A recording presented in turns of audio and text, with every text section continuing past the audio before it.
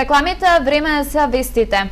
Беби бум во Штип. За еден месец во Штипската болница се родиле над 100 деца. Статистиката покажува дека ваков позитивен тренд не е забележан во изминатите 10 години. Добар дел од децата се трета и четврта рожба во семејствата. За прв пат во еден месец бројот на новороденчиња надмина 100. Само во месец јануари во Штипската болница се родиле 101 бебе, или во просек дневно се раѓале од 3 до 4 новороденчиња. Од нив 68 се машки, а останатите 33 се девојчиња. Позитивниот тренд продолжил и во февруари. Само до денес на акушерско се родиле 26 бебиња. Гледајќи го последниот месец, или почетокот на оваа 2017 година, навистина можеме да се пофалиме дека не сме незадоволни со бројот на родените дечиња, бидејќи наназад 10 години ние не сме имале во текот на јануар месец повеќе од 100 новороденчиња. Последната забележена бројка беше пред 2 години, кога имавме 95 новородени. Позитивната статистика за првиот месец од годината покажува дека голем дел од новороденчињата се трета или четврта рожба во семејствата. Сите тие не се прво или второ дете, него се сеќавам вака посеќавање, инаку точен број не би можела да ви дадам, дека кај 6 родилки се четврто, пето и повеќе. За жал пораст на наталитетот не бележат останатите градове во источниот дел на државата. Населението старее, посебно во Пијанечко-Малешевскиот и Виничкиот регион. Најалармантна е состојбата во Берово и Пехчево, каде што невработеноста и малите приходи се единствена причина за младите да ги напуштат семејните куќи и својата екзистенција да ја бараат во европските земји. Половина час малтретирал девојка во неговиот стан. 23 годишен студент на Штипскиот универзитет од Турција е лишен од слобода, откако полициските службеници го затекнале во станот со девојката која имала видливи повреди. Заложничка драма во Штип. 23 годишен студент на Штипскиот универзитет од Турција повеќе од половина час ја држал под клуч во неговиот стан неговата 20 годишна девојка на студии во Скопје. Имено според полицискиот извештај, синоќа двајцата се сретнале на договореното место на градскиот плоштад околу 20 часот, пошто заминале кај него дома. Тогаш тој ја заклучил вратата и го сокрил клучот, пошто прво вербално, а потоа и физички ја нападнал, удирајќи ја по лицето и телото. Од нападите девојката се спасила откако напишала SMS порака на другарка, која за случајот ја известила полицијата од каде е излезено на терен. Девојката е пренесена во клиничката болница, каде лекарите ги констатирале повредите, пошто заминала дома. 23 годишниот АА е лишен од слобода, а по комплетирање на случајот ќе биде поднесена пријава за противправно лишување од слобода. Граничната Исток и Беровската полиција денеска поднесоа кривична пријава за криумчарење на 51 годишен беровец. Лани во јуни во атарот на Пехчево им побегнал на полицијата, откако добил наредба да застане. Полициската патрула ја почнала потерата по джипот, во кој освен него имало уште едно лице. Пред самата граница во возилото по претресот биле пронајдени 1505 штеки цигари без бандероли или контролни маркици. Царинската управа проценила дека вредноста на криумчарената стока е повеќе од 1.128.000 денари, а вредноста на неплатената акциза околу 599.000 денари.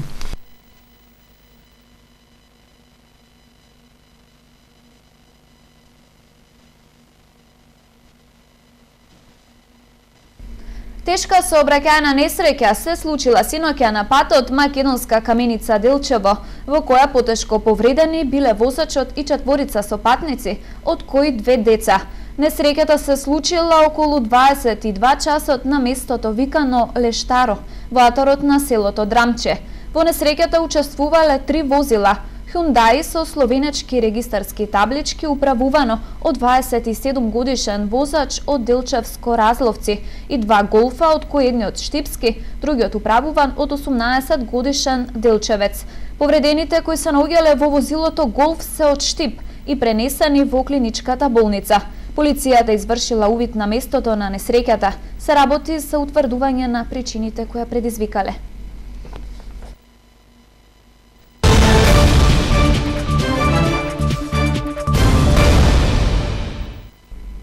Пробишти почна да гради нов плоштад на кого се предвидени изградба на амфитеатар, фонтана и урбана опрема.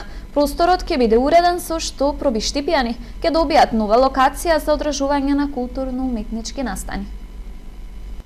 Почна да се гради помошниот плоштад во Пробиштип кој се наоѓа во непосредна близина на средното општинско училиште Наум Наумовски Борче. Градоначалникот на општина Пробиштип Тони Тоневски на денешната пресконференција истакна дека средствата од 260.000 евра се обезбедени од фондовите на Европската Унија.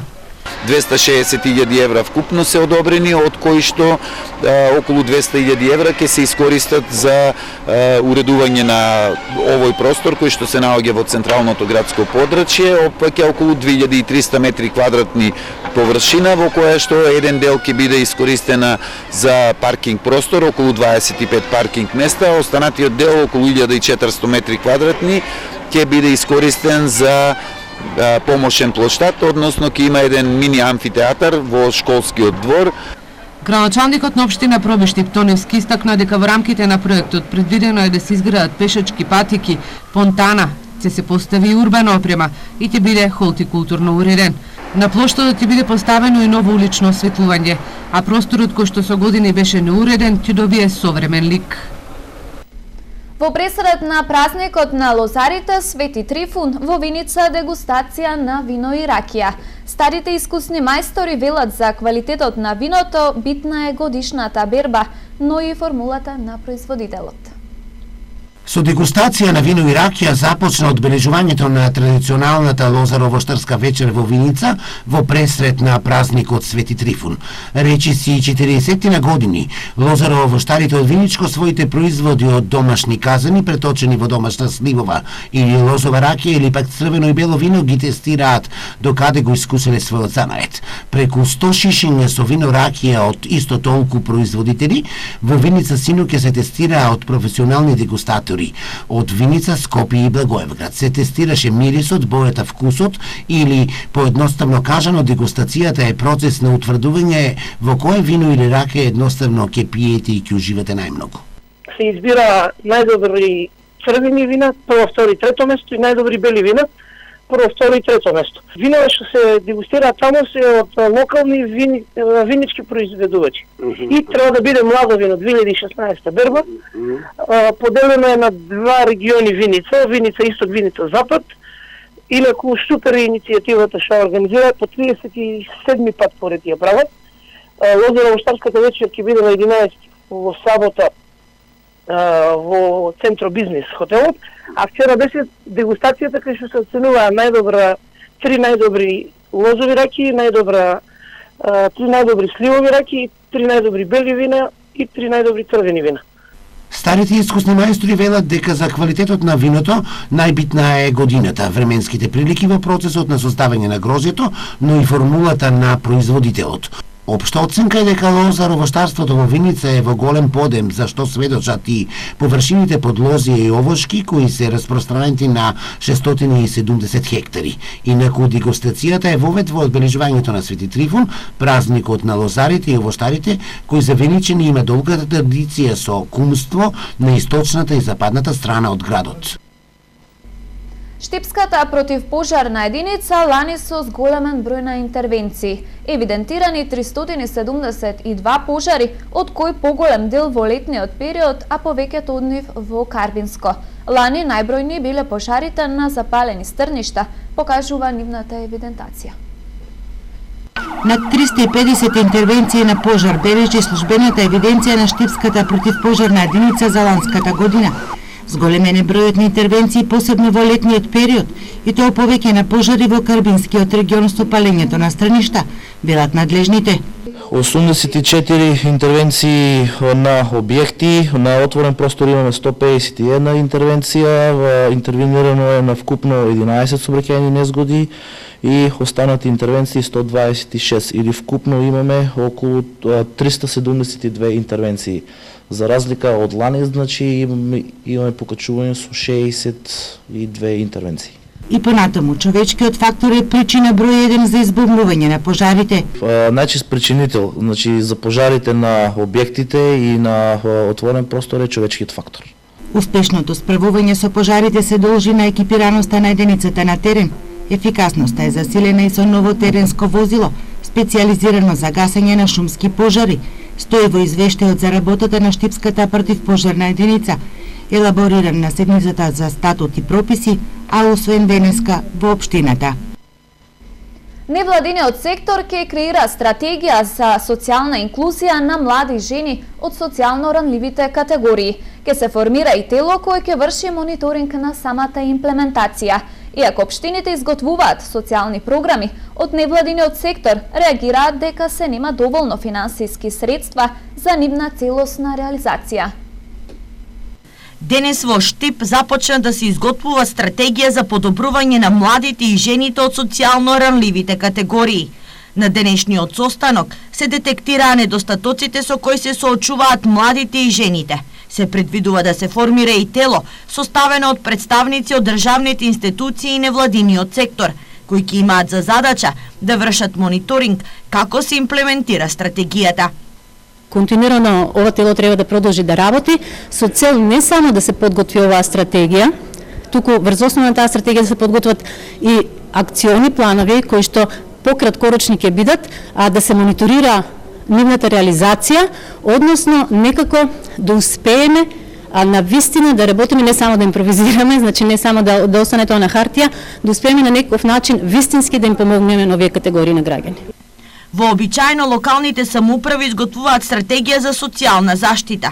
Меѓутоа практиката покажува дека голем дел од предвидените активности во целост не се реализираат, потенцира Пеева. За да може да се некоја стратегија или некој акцијски план, програма да се реализира, потребни се финансиски средства. Оно што недостасува моментално, и ова е навистина слаба точка речи за сите општини на локално ниво, односно на локално ниво за институциите, е дека ретко од своите буџети одделуваат средства за социјалната заштита, или ако тие не се прецизно наменски утврдени, односно се даваат ад хок или еднократно. Со тоа не се решава проблемот. За помош на социјално ранливите категории, општина Штип од својот буџет годишно издвојува околу 1,5 милиони денари. Исто така преку проектот Инклузија на деца роми, овде се згрижени 30 дечиња, потоа бездомни лица кои што се згрижени во Мирјанината црква имаме 9 лица. Ваква стратегија покрај Штип е предвидено да добијат и уште 18 општини. Граѓаните да ги почитуваат комуналните законски норми. Инспекторите подсетуваат дека казните се движат од 3.000 до 12.000 денари. Законот за јавна чистота актуелен, а за непочитувањето на истиот граѓаните ќе платат казни. Комуналните инспектори и редари на терен ја контролираат состојбата на отпадот и шутот, се знае каде е местото. Граѓаните да го фрлаат отпадот, комуналниот отпад во кантите за отпадоци, да не го фрлаа значи до кантите и до самите контейнери. Исто така и за градежниот отпад, шут, да го фрлаа значи на старата депонија Крстот, да не го одлагаат на јавни површини, на тротоари, на самите улици или до самите куќи, исто така на самата улица. Казни доколку бидат фатени на лице место по законот за јавна чистота се движат значи од 50 до 200 евра во денарска противвредност за оставање, одлагање на отпад и на градежен шут на јавни површини. Чувањето на живина и животни е дозволено само надвор од урбаните зони. Граѓаните кои што чуваат живина и стока, значи треба да знаат дека е забрането чување на живина и на стока во централното градско подрачје, што значи само на оддалечено, значи од 500 метра е дозволено од градежниот реон, односно од деталниот урбанистички план. Доколку бидат фатени или пријавени од сограѓани на нашиот телефон или во комунална инспекција, истите значи ќе бидат посетени, ќе бидат предупредени, доколку не ги отстранат, ќе бидат казнити по законот за комунални дејности и по одлуката за комунален ред. Казните за чување на живина и животни во зони каде што не е дозволено се движат од 50 до 200 евра во денарска противвредност.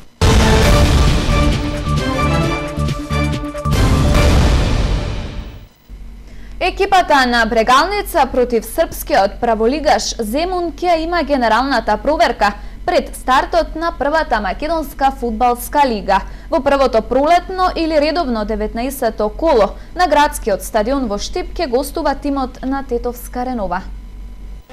Броените за подготовки денови кај македонските праволигаши се проречија и ги вршат последните проверки и тестирања за пролетниот дел од сезоната. На програмата ќе бидат нови 18 кола во кои ќе се бијат решавачки битки за шампионската титула, за излез во европските купови, а некој најтешката битка за обстанок. Меѓу тие екипи се наоѓа и Брегалница, која во есенскиот дел имаше учинок од само една победа и тоа против Шкупи, 8 нерешени средби и дури 9 порази. Со 11 собрани бодови и од последното 10-то место на табелата, Брегалница ќе атакува кон најблиските соседи Македонија Ѓорче Петров и Победа, кој има по 15, и Шкупи, кој има 16 бодови, со цел да ги пресукне и да избегне опасната зона. Тоа ќе биде може тешко и макотрпно, но топката е тркалеста и во македонскиот фудбал се е можно. Брегалница имаше успешни подготовки кои се трасира и преку неколку пријателски контролни средби со цел уигрување на тимот увид во квалитетот и во формата на сите играчи. И токму во самиот финиш на истите започаа првите малери. Дојде до победа на Темелков и на Јовановски, ако се има во предвид дека надвор од Стројаци и Нацев и Митров, за Брегалница ова се малерозни сигнали.